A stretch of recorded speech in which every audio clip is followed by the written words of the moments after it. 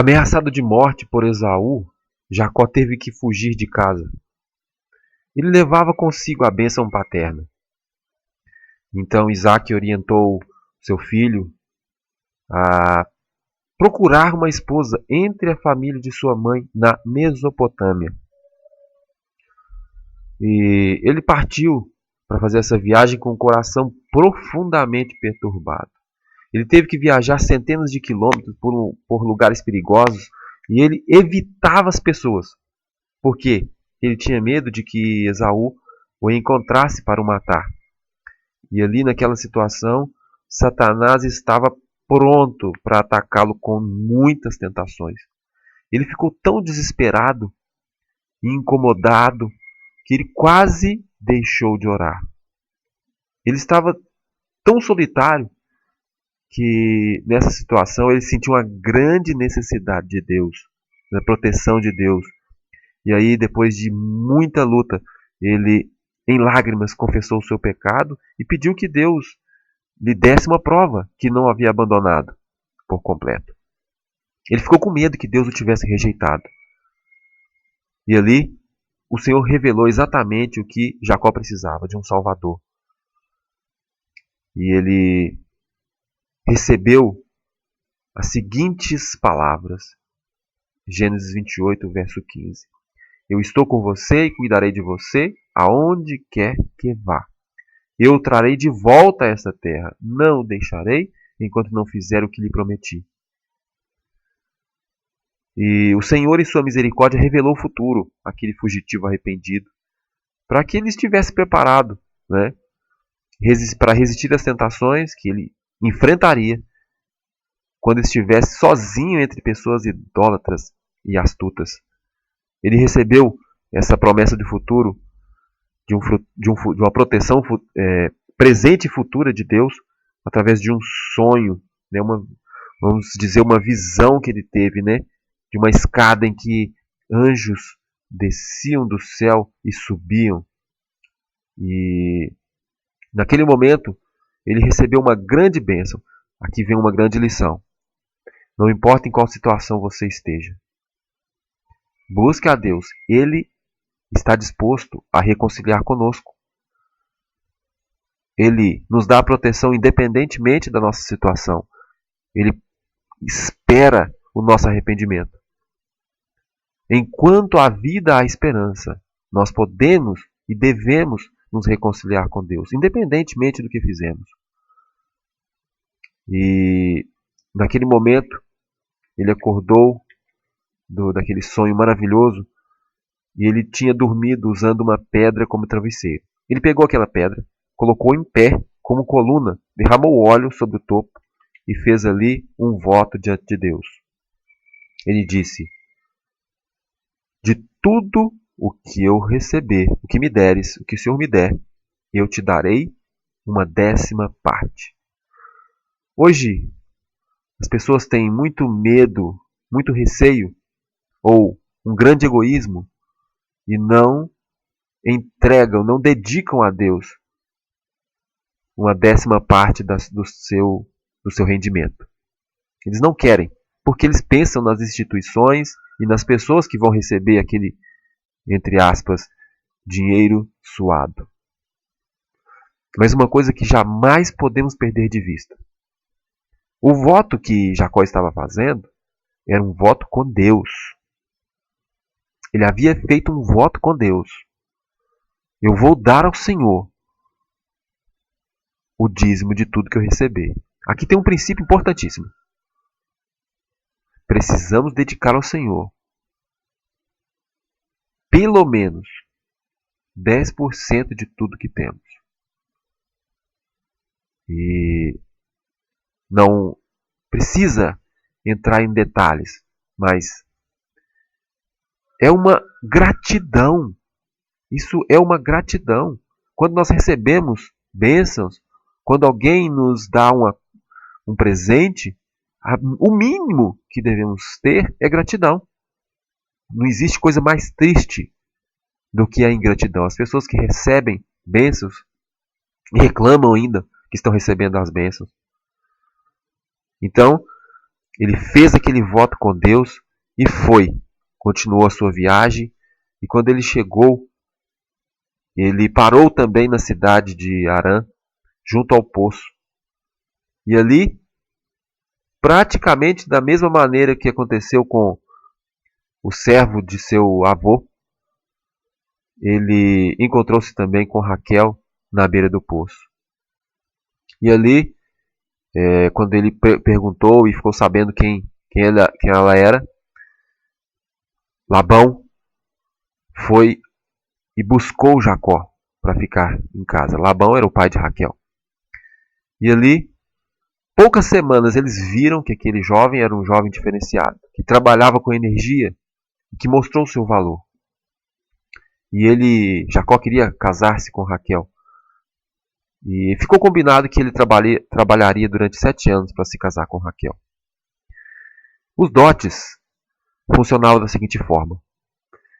Os pretendentes deveriam pagar um dote ao pai da noiva pretendida, e esse dote serviria para uma proteção para o casamento. Ou seja, os pais não consideravam seguro entregar as suas filhas a homens que não tinham condições de juntar dinheiro, não tinham as devidas economias para sustentar a família. Se esse pretendente não tivesse esse dinheiro guardado, a solução seria exatamente a solução que foi dada para Jacó. Ele teria que trabalhar durante algum tempo determinado para pagar esse dote. Agora havia um detalhe. Esse dote era devolvido. Depois, quando eles se casavam, esse dote era devolvido. Mas Labão não fez isso. Tanto no caso de Raquel como de Lia, ele ficou com o dote. Ele não devolveu o dote. Em Gênesis 31, verso 15, diz que elas reclamaram que o seu pai não apenas havia vendido elas, como também gastou tudo que foi pago por nós. Mas a questão do dote, esse serviço que o noivo prestava, evitava casamentos precipitados. E hoje em dia as pessoas têm pouca oportunidade de se familiarizar com os hábitos e costumes umas das outras. Muitos entram para o altar praticamente estranhos uns aos outros, e quando percebem que já é tarde demais, que não conseguem se adaptar um ao outro, e aí vão sofrer ao longo de toda a sua vida. Muitas vezes, os filhos também sofrem por causa disso. Mas Jacó, ele trabalhou 7 anos por Raquel e pareceu poucos dias, porque ele a amava. E quando ele foi casar com Raquel, Labão trocou Raquel por Lia. E Lia cooperou com aquela farsa e fez com que Jacó sentisse que não poderia amá-la. E Labão insistiu que Lia não deveria ser despedida. E Jacó ficou numa situação muito dolorosa. Sua vida foi amargurada pelo resto da vida, com a rivalidade que havia entre Raquel e Lia. Mas mesmo assim, Jacó trabalhou com dedicação e fidelidade durante 20 anos para Labão. E ele trabalhou ali como pastor. E agora vem uma questão importante. Todos nós somos pastores de alguém. Temos que cuidar de pessoas. Temos amigos que nós somos o pastor na vida delas. A igreja de Cristo foi comprada com seu sangue. E todo pastor, e aí está falando de você e de mim, que tiver o Espírito de Cristo, imitará seu exemplo de abnegação, trabalhando constantemente pelo bem daqueles que estão sob sua responsabilidade, e o rebanho crescerá sob seus cuidados. Não é porque os chefes ou os líderes nos enganam, ou podem nos enganar, que nós não vamos trabalhar com afinco como Jacó fez. Jacó multiplicou o rebanho e ele tinha um sogro terrível. Ele tinha um patrão terrível. E mesmo assim, ele fazia o que era melhor. Fazia o seu melhor. E o resultado veio. A bênção de Deus veio.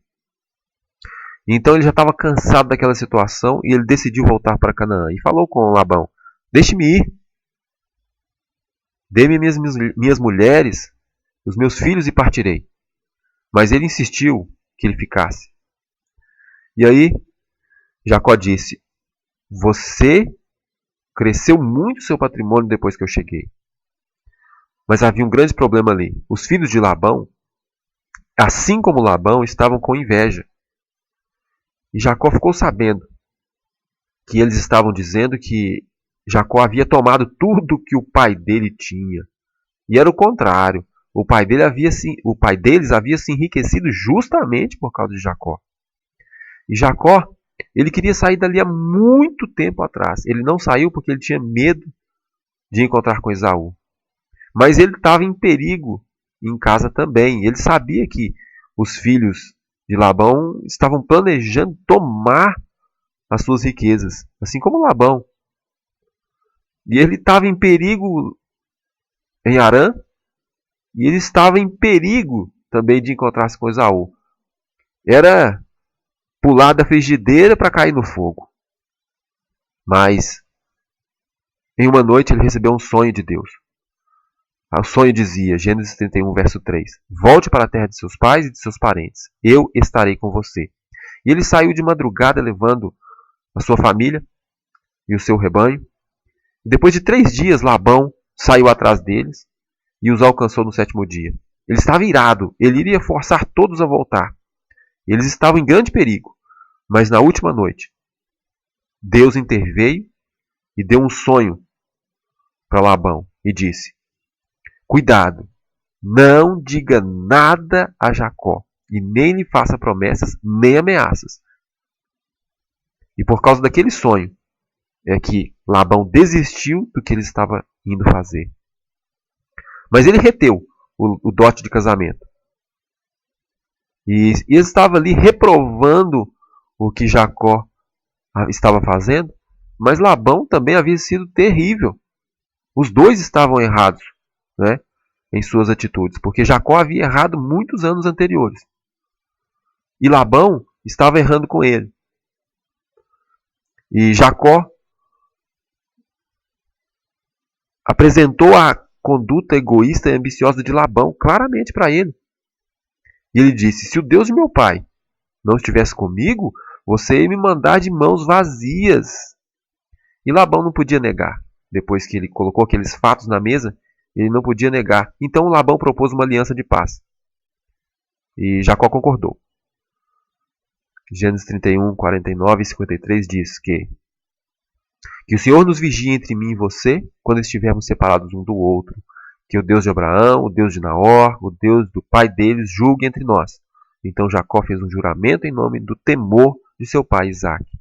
Então eles passaram ali uma noite agradável, fizeram um banquete, e ao amanhecer Labão e seu grupo partiram para casa.